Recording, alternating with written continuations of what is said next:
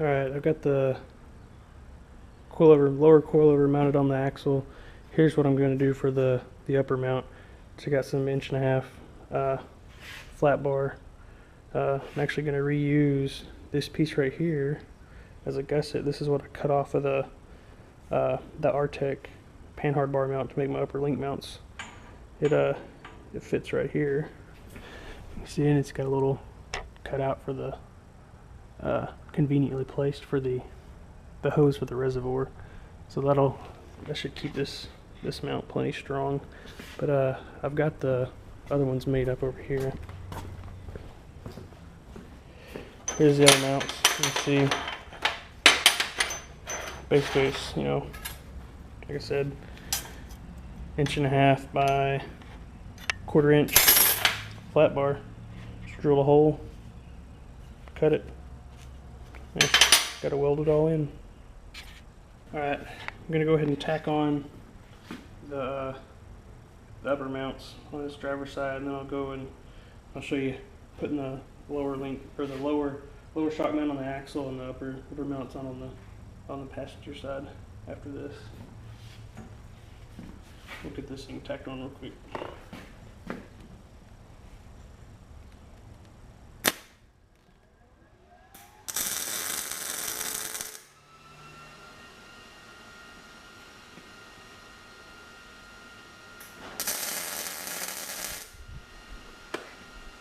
Alright, this is tacked on. I'm going to wait till I get that side done before I put the little gusset on. I'm going to go ahead and make sure I get them matched up, get them working. Then I'll get the gusset on. I've also got to make top plate for here to go across that. Alright, so no, I've got the line here, which puts this shock mount where it needs to be, away from the flange and centered up on the housing. It's going to set up here, just be this surface will be flush with here. And one thing you want to make sure whenever you're going around welding on this is that I was up here welding the top shock mounts on, so I was grounded to the frame. Now that I'm down here on the axle, you want to ground to the axle. You don't want to keep it grounded to the frame, because then it'll go through your ham joints and it'll burn up the seals in there.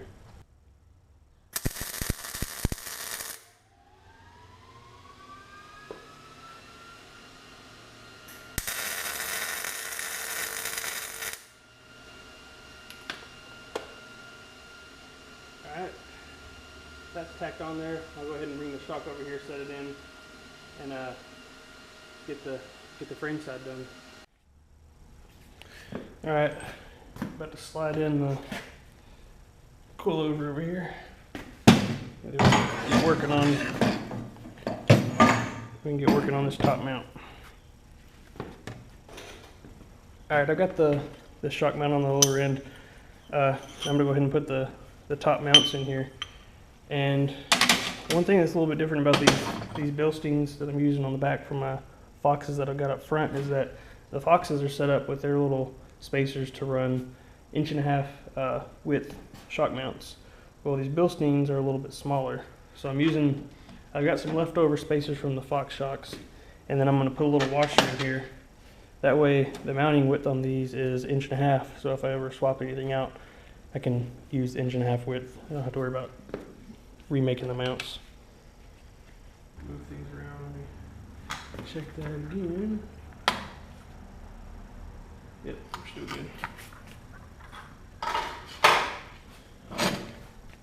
Now here's the other gusset that I made for this side. I'll set it in here, make sure it's gonna work, and it fits pretty good.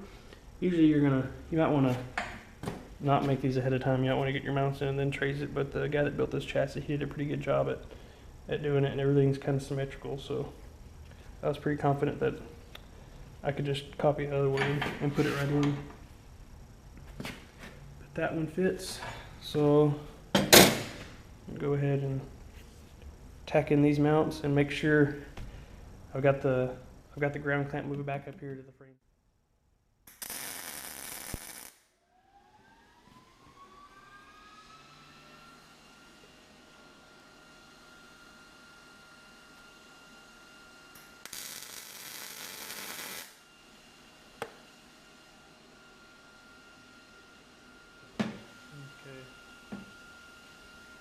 now that this is in and pretty happy with where it's going to be, I'll go ahead and I'll get these gussets tacked in there.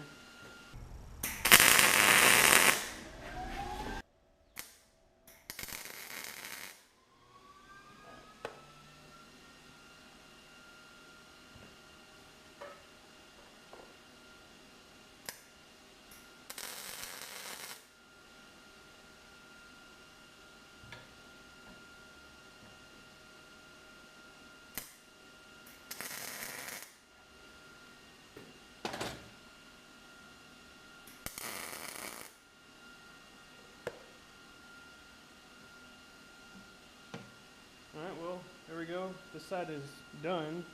At least done being tacked in. I need to pull everything off to weld it in. I also need to put a top plate on here. But as far as mocking up everything, this one's good. I can go put the gusset on the driver's side and then get the actual links cut and put in. Alright, here's a better view of what the mount looks like all tacked up. You can see I've got the gusset in here, the top pieces. This will come across, and I don't think I'm going to run any tubes to here. This gusset should be fine. It'll be fine. Keep some of the stress tied into the frame and out of making these shock mounts twist. And here's the passenger side here. You can see we got to figure out where I'm going to mount this reservoir at.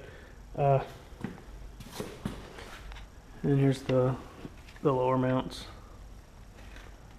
But that's where it is. Oh yeah, you can see there's plenty of, there's a nice little cutout for that. All right, I got the rear suspension all tacked in on the chassis the way I like it. Now I've got all the mounts here on the axle tacked up the way I like it. I'm ready to burn it all in. So I'm gonna weld up this truss slowly. Try and keep from warping everything. I don't know how long it's going to take. So I'm just going to do little short 1-inch welds randomly around it until I get it done, and then I'll weld up these link mounts and shock mounts after that. I guess in the middle of doing this, I'll go work on finishing up the bracing for the shock mounts. Might be a little loud. I'm going to turn the exhaust fan on so the garage doesn't get so smoky. Let's see how long this takes.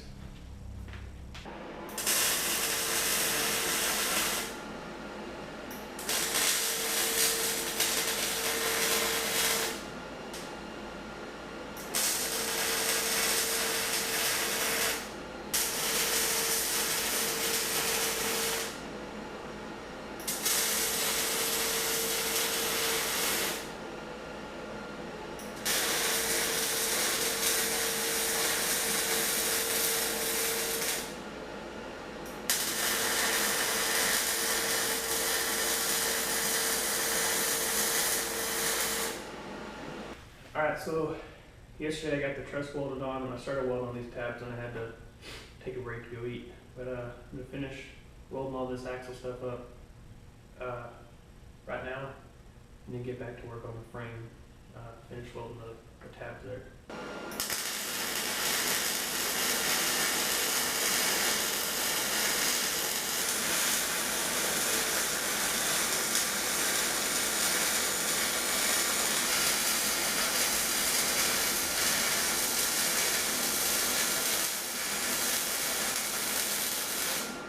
Alright, so this thing's still a little bit warm, but I finished welding everything on it, and I'll go a little bit over the method I used to weld these tabs on. First, I went through and I welded the outside. That way, whenever it pulled, it would get wider. If I welded the inside first, it would pull and it would get narrower, and I wouldn't be able to fit the heim joint in there. Then I went through and I welded the inside, and it pulled it back a little bit. And you can see there's still a little bit of a gap there, but that's fine. You know, the paint thickness will make up for that, and then when I bolt it down, it'll pull back in.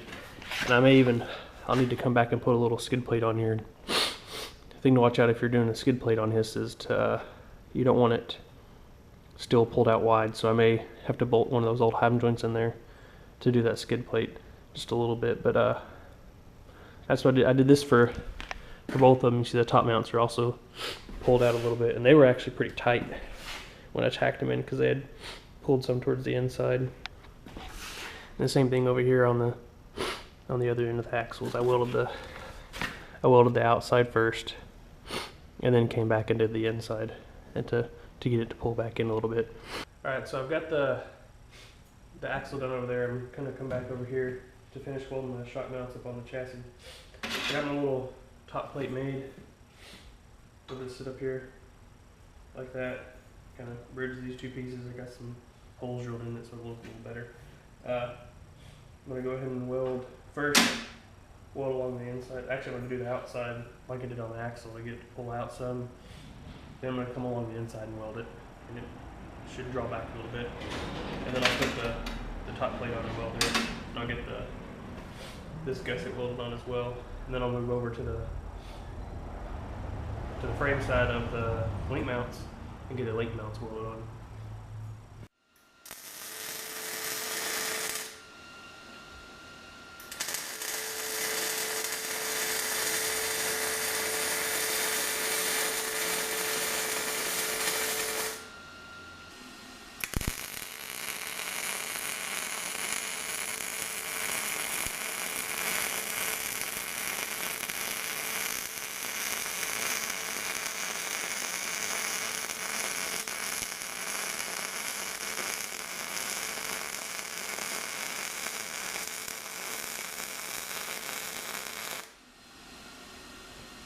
All right, rear mounts are all welded up. I'm gonna let this cool down, go grab something to eat, and then I'll get back started on the frame side link mounts.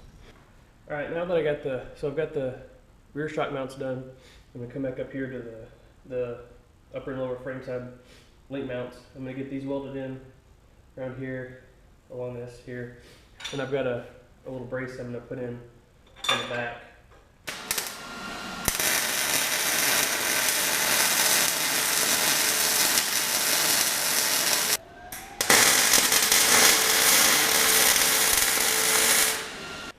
All right, so here's just a quick little update. Now that I got all the link mounts and the shock mounts welded on, I've got the vehicle sitting on its own weight. I've still got the jack stands under there. For now, it's not really on them; they're just under there. But here's what it looks like. You can see there's the link mounts, the axle, truss and mounts, all that, and here's the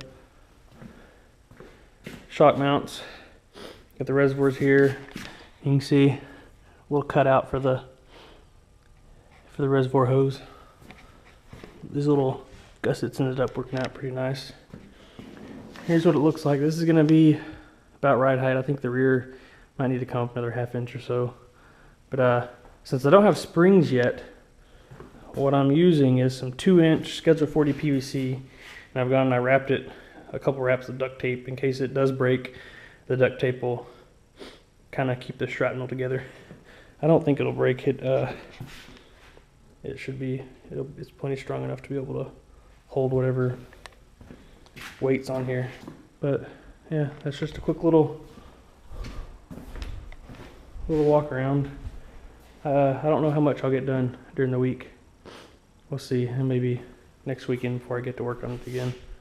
But I can at least roll it around again.